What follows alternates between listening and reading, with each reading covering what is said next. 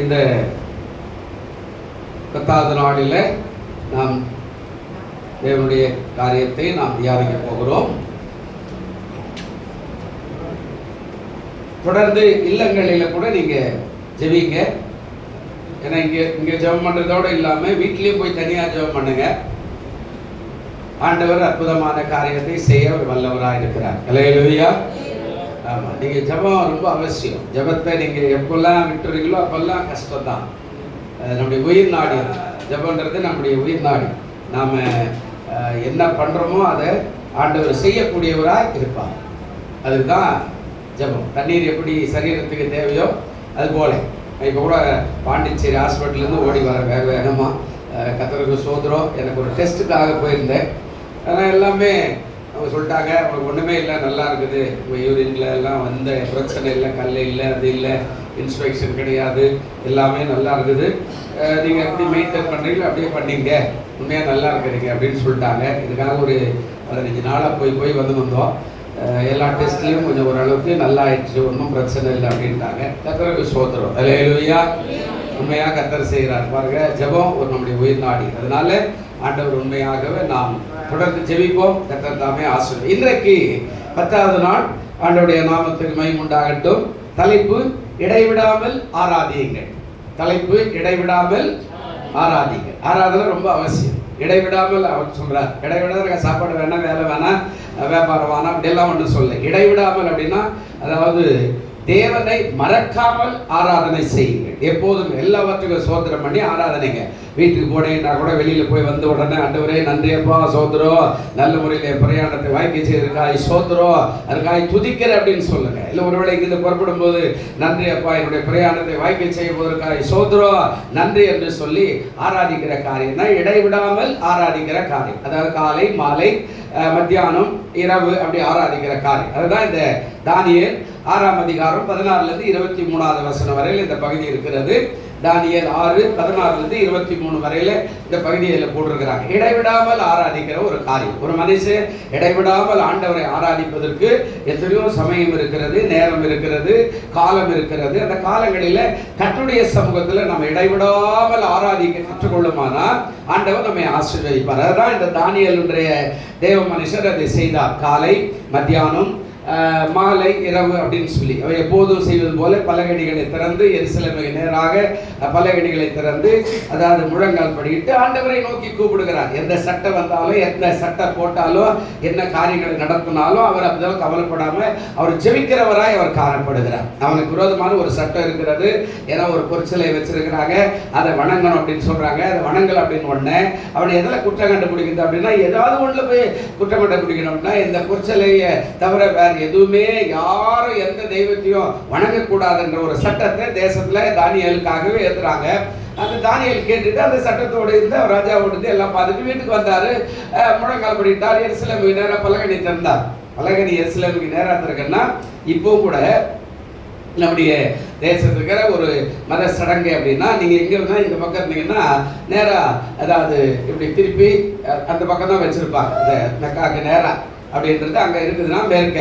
அப்போ அந்த பக்கம் இருக்கிறோம்னா இவன் வடக்க, இந்த பக்கம் இருக்கிறோம்னா தெற்க, அந்த பக்கம் இருக்கிறோம்னா கிழக்க பார்த்து அந்த காரியத்தை செய்வான். அப்போ எருசலேமுக்கு தான் முதல் அங்கே ஆண்டவரை ஏற்படுத்தினார். அந்த ஏற்படுத்தின எருசலேமுக்கு நேராக பலகணிகளை திறந்து கை கூப்பி ஆண்டவரை ஆராதிக்கிற காரியம். ஏன்னா இங்கிருந்து அப்படியே தூரமாக ஆண்டவருடைய பாதையில் அந்த கோபுரத்தை பார்க்குற மாதிரி கர்த்தருக்கு ஸ்தோத்திரம். அப்போது அவன் வந்து அதை செய்யும் போது அவனை குற்றம் கண்டுபிடித்து அவனை சிங்க கேபில தூக்கி போடுற காரியம் நடக்கிற அதுதான் இங்கே சொல்லப்படுகிறது. இதில் 4 காரியம் இருக்கிறது. அது சொல்ற சுருக்கமா நாம இந்த லெந்து நாட்களில் தானியேலை போல நடந்து கொள்ள நாம் கட்டாயம் காணப்படும். முதலாவது காரியம் 6:16 இப்படி ஒரு வார்த்தை சொல்லப்படுகிறது. அப்போது ராஜா கட்டளையிட்ட அவர்கள் தானியேலை கொண்டு வந்து அவனை சிங்கங்களின் கெபிலே போட்டார்கள். ராஜா தானியேலை நோக்கி நீ இடைவிடாமல் ஆராதிக்கிற உன் தேவன் உன்னை என்ன செய்வாரா? தப்புவிப்பார். யாரு? புறஜாதியான சொல்றான். அப்ப நம்ம மேல புறஜாதி கூட ஒரு நம்பிக்கை வச்சிருக்கிறார். என்ன? இவங்க எப்போ ஜெபிக்கிறவங்க, தவறாம கோயிலுக்கு போறவங்க, தவறாம பைபிள் வாசிப்பாங்க, தவறாம காலை ஜெபம் செய்வாங்க, தவறாம இரவு நேர ஜெபம் செய்வாங்க, தவறாம பிள்ளைகளோடு கூட சண்டே கிளாஸ் போவாங்க, தவறாம வாலிபர் கூடத்துக்கு போவாங்க அப்படின்னு சொல்லி புறஜாதி நம்மை கண்ணோக்கமாவே பார்த்து கொண்டிருக்கிறாங்க. ராஜாவுக்கு பிரியமானவனா இருந்தாலும் இவன் சட்டம் போட்ட உடனே இந்த சட்டத்துல ராஜா ரொம்ப நொந்து போயிட்டான். இருந்தாலும் பரவாயில்ல, போட்ட சட்டம் போட்டதுதான், எல்லாருக்கும் ஒரே நீதி தான், தூக்கி கையை காலை கட்டி சிங்க கபில தூக்கி போடுறா அப்படின்னு சொல்லிட்டாங்க. போட்டுட்டான். இப்ப இந்த பகுதிக்கு முன்னாடி பார்த்தீங்கன்னா ராஜா இரவெல்லாம் தூங்கல, அவனுக்கு பாட்டு வேணான்றா, சாப்பாடு வேணான்றா, நடனம் வேணான்றா, எதுவுமே வேணான்றா. ஒரு நீதிமான தூக்கி சிங்க கபில போட்டுட்டுனே அப்படின்ற எண்ணத்தோடு இரவெல்லாம் அவன் என்ன செய்யறான்? சுத்தி கொண்டே இருக்கிறான். பிரியமானவர்களே, அப்ப என்ன நடக்குது? காலையில பொழுது விடையறதுக்கு முன்னாடி அவன் போய் சிங்க கபில இருந்து அவனுக்கு எவ்வளவு விசுவாசம் இருக்கோ நீங்க நல்லா யோசிச்சு பாருங்க. உங்களுக்கு எது கூட இருக்காது. அப்படியா போயிட்டாரா? நேற்று பார்த்துட்டு வந்தனே, ஆமா காலையில் உள்ள செத்துருவாரு நினைச்சாரு, போயிட்டாரு அப்படின்னுவோம். அதான் ராஜாக்கு என்ன, 10 சிங்கம் உள்ளக்குது, தூக்கி உள்ள போடுறதுக்கு மட்டும் எகிரி அப்படியே மொத்த கவி எல்லாத்தையும் பீஸ் பீஸா எலும்பு நொறுக்கிடும். ஆனா அவனுக்கு ஒரு நம்பிக்கை பாருங்க. காலையில வந்து சிங்க கைவில காது வச்சு கேட்கிறான், தானியேலே நீ இடைவிடாமல் ஆராதிக்கிறவன் தேவன் உன்னை தப்பு வைத்தாரா? அல்லேலூயா.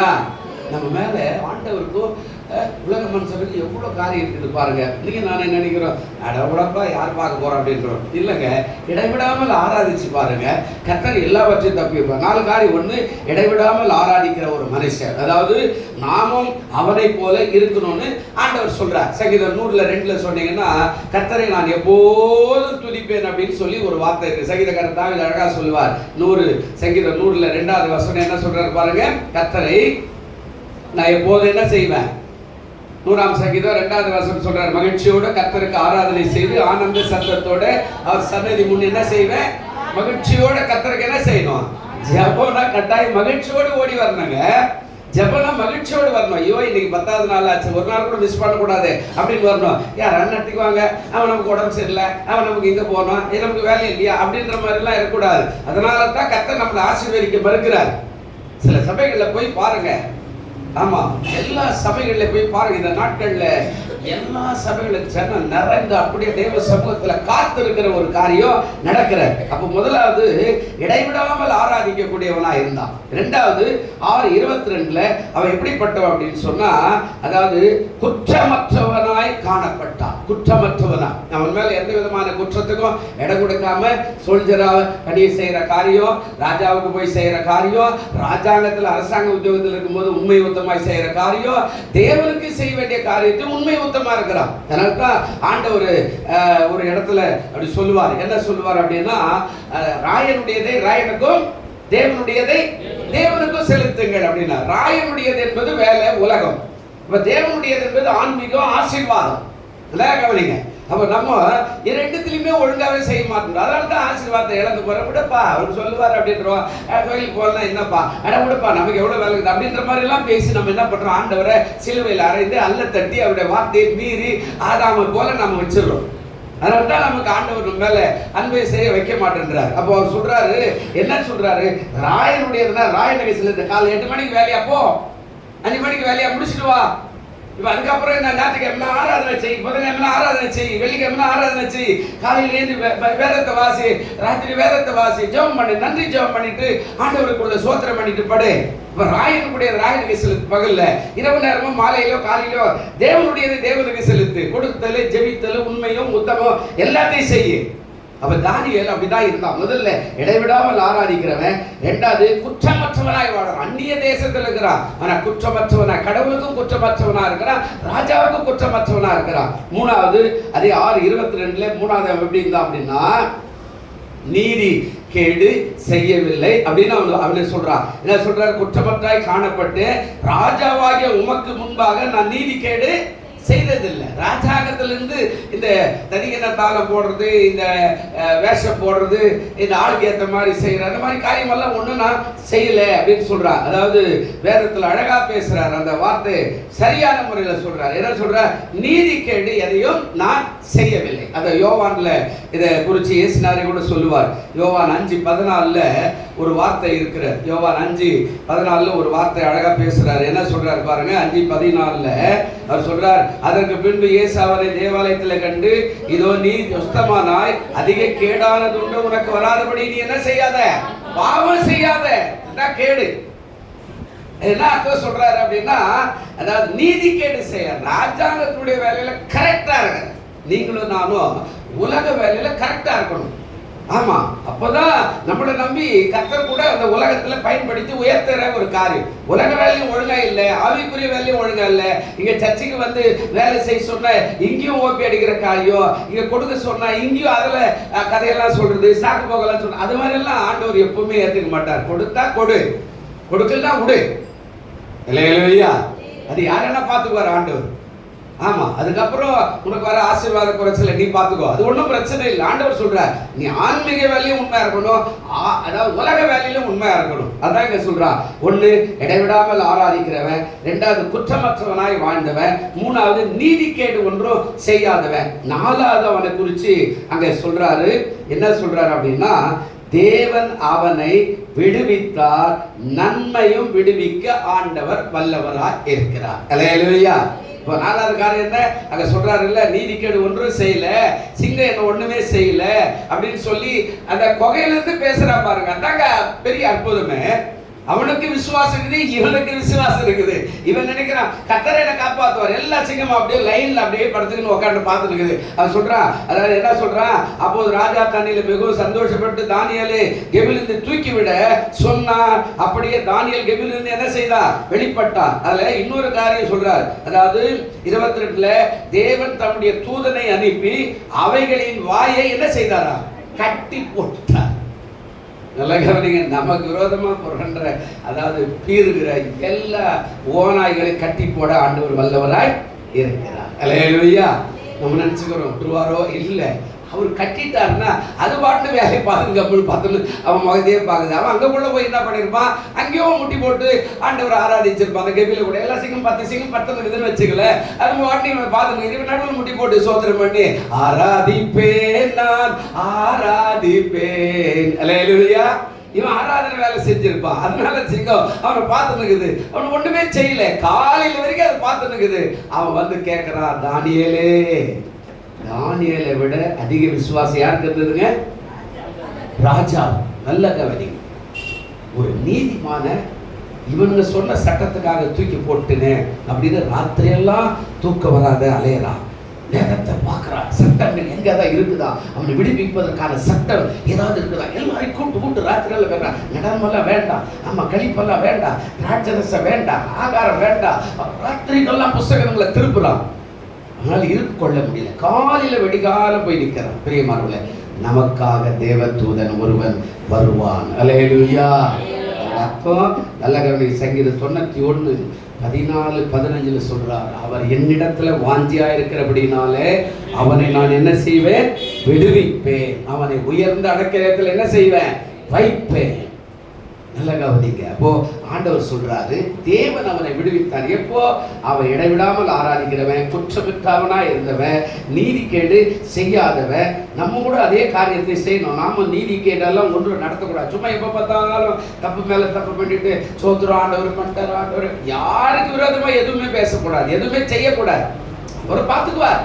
நமக்கு கொடுக்கப்பட்ட வேலை என்னவோ, உலக வேலையோ ஆவிக்குரிய வேலை, அதை சரியா நாம செய்தோம்னா இந்த லெந்து நாட்கள்ல கர்த்தர் நம்மையும் ஆசீர்வதிக்க வல்லவராய் இருக்கிறார். அல்லேலூயா. விடுவிப்பாருங்க, நம்புங்க. தானியேலை விடுவிச்ச கர்த்தர் நம்மளை விடுவிக்க மாட்டாரா? கட்டாயம் விடுவிப்பார். ஆனா நாம எப்படி இருக்கணும், தானியேலை போல இடைவிடாமல் ஆராதிக்கிறவர்களாய் சோதரம் பண்ணணும். எல்லாத்துக்கும் ஆமா, பிள்ளை பிறந்துச்சா சோதரம் சோதரம் சோதரம் பண்ணணும், பிள்ளை பிரதேசம் பண்ணலாம் சோதரம் சோதரம், பிள்ளை ஒரு கிளாஸ் மேல போய் படிக்குதா சோதரம் பண்ண, காலேஜுக்கு போதா சோதரம் பண்ணணும், வேலை கிடைச்சா சோதரம் பண்ண, கல்யாணம் பண்ண சோதரம் பண்ணணும், அதுக்கான சோதர காணிக்கை கொண்டு வந்து இங்க வைக்கணும், அதுக்கான சோதர பலிக்கு வைக்கணும். ஏன்னா ஆண்டவர் என் பிள்ளைக்கு இப்படி ஒரு கல்லூரி கொடுத்தாரு, இப்படி ஒரு கல்யாணம் பண்ணி வச்சார், அதுக்கான சோதர பலி கொள்ளணும். அப்பா சோதர கல்யாணம் பண்ணிச்சுமே கோயில் பக்கமே வரமாட்டேன். தேவன் மனசுல வச்சுக்கிட்டே இருப்பார். அமலேக்கன் ஒரு இடத்துல கேட்கிறாரு, சவுலே நான் யார் அனுப்புவேன், அமிலேக்கே இஸ்ரவேல் ஜனங்களை அங்கே எகிப்திலிருந்து விடுதலையாகி வெளியில போகும்போது அவன் எனக்கு வழி விட மாட்டேன்றா, என்னுடைய ஜனங்களுக்கு நீ அவனை போய் அழிட்டானா அவங்ககிட்ட இருக்கிற ஆடு மாடெல்லாம் எடுத்துக்கிட்டு வச்சுக்கிட்டு எனக்கு பலியிட்டு சொல்றேன், அப்போ நீ சரியில்லைன்னு அவனுடைய ராஜாங்கத்தையே தள்ளிட்டார். அப்போ இஸ்ரவேல் ஜனங்களுக்கு எப்போ 400 வருஷத்துக்கு முன்னாடி நடந்த அந்த தீங்கை மனசுல வச்சுட்டு சொல்றார் சவுல், நீ போய் அவனை எல்லாத்தையும் மடங்கு அடிக்கணும். ஆனால் இவன் சரிக்கிட்டான்.